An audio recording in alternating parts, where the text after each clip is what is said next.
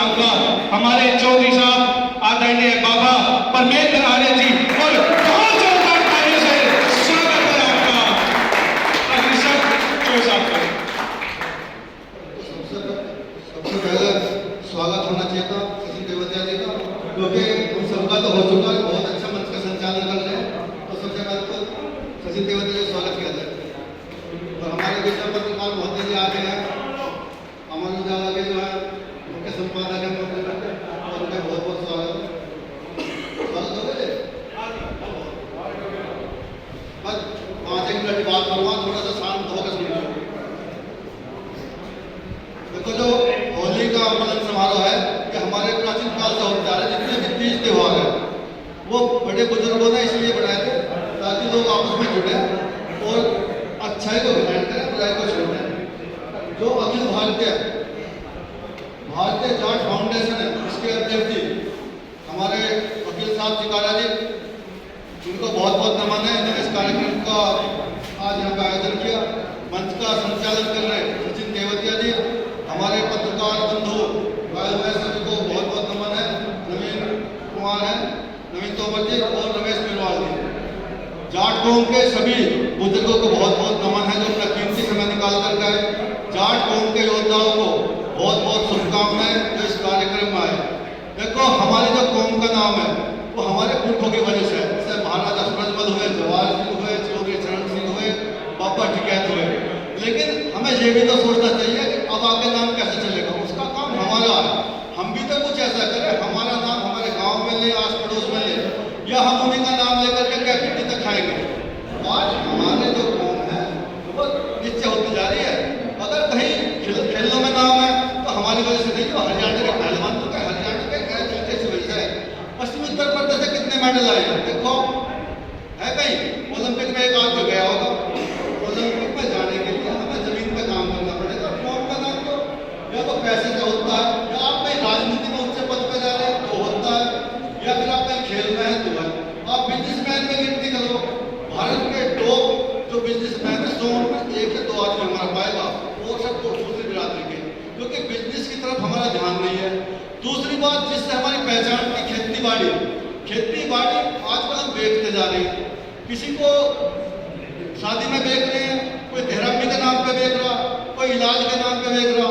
देखो, शादी ब्याह हमारे बुजुर्ग अब तो 1 या 2 बच्चे उसी में जमीन बेच देते हैं। पहले हमारे बुजुर्गों को 8-8, 7-7 बच्चे होते थे, उन्होंने कभी जमीन नहीं बेची। साधारण से समारोह करें, घर पे करें और शादी करते। आज 50-50 लाख में शादी हो रही है, 6 महीने चलती है, फिर उसका तलाक हो जाता है। तो यही चल रहा, हम तो नहीं बन सकते मैंने, तो कम से कम इस जमीन को बचा कर रखो, और जमीन तभी बचेगी जब हम खर्चीली शादी से बचेंगे। क्योंकि शादी तो मेल मिलाप का है। आप जो है 5 आदमी जाकर भी कर लेते, पापा टिकट नहीं गई कि 5 आदमी जाओ, बरमड़ा पहनाओ, कई साल चला भी हो। लेकिन आज हम दिखावे चक्कर में, मतलब कोई हमारा परिवार का या गाँव का बहुत पैसे वाला आदमी है, उसने अपनी लड़की में लगा दिया 50 लाख रुपए। हमारी औकात नहीं 5 लाख की भी, कहता ना हम भी 50 लगाएंगे, जमीन का एग्रीमेंट करेंगे, भैया वो खत्म होती जा रही है। और दूसरी बीमारी हमारे चल रही है शहर में भगने की। अगले 5-10 साल में शहरों से पलायन गांव की तरफ होना, क्योंकि AI आता जा रहा है। और ये रोबोट, जिस दिन रोबोट ने मजदूरी शुरू कर दी, जिस दिन AI भारत में आ गया, करोड़ों लोग बेरोजगार होंगे। और जो हमारी खेती है, जो किसके पास किसानी रहेगी, खेती रहेगी, वही सर्वाइव कर पाएगा। तो मेरा सभी से निवेदन है, भाई जमीन को बचा लो और बच्चों को पढ़ा लो। देखो, जिसके बच्चे पढ़ लिए आज के टाइम पे वो सक्सेस है, क्योंकि अब वैज्ञानिक युग है। विज्ञान के युग में जो पढ़ेगा, जो विज्ञान को अपनाएगा, वो आगे बढ़ेगा। जो पोप में, पाखंड में, कावड़ ढोने में और दूसरे काम में लगा रहेगा, भैया वो बर्बाद हो जाएगा। क्योंकि हमारी बीमारी कावड़ ढोने की। हमारा कावड़ से क्या मतलब है? हमारा कौम का मतलब था कुश्ती से, हमारी कौम का मतलब था दंगल से, हमारी कौम का मतलब था कबड्डी से, हमारी कौम का मतलब था फौज से। उसे हम छोड़ते जा रहे हैं। हम नवरात्रों में और पता नहीं किस किस चीज़ में फंस करके, और भैया कौम बर्बादी की तरफ होती जा रही है। खाटू श्याम जी में जा रहे हैं, एक आध बार चले जाओ, बाजी तो हर महीने जा रहा, पागल हो रहे।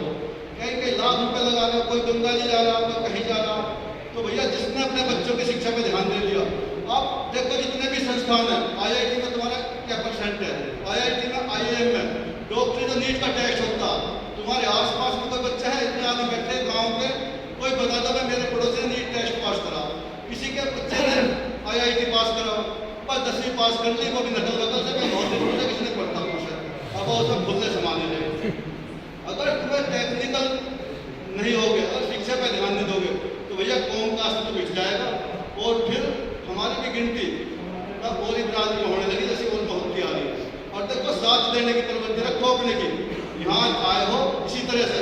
आजकल क्या गाँव में क्या झुकना है, श्रेष्ठ लग जाता, वो फोन करते रहता, भैया आइए थाना आना है, बात होगी, कोई नहीं जाएगा उधर को, जो कहा थाने में हमारे का मतलब तहसील का किसी का काम है, पटवारी सब जगह शोषण कर रहे, किसी ने पटवारी शोषण नहीं कर रहे, बिजली विभाग किसका शोषण नहीं कर रहा, हर काम में बिजली विभाग वाले पैसे उगाई कर रहे हैं, हर काम में जो सेक्रेटरी किसी का काम नहीं कर रहा।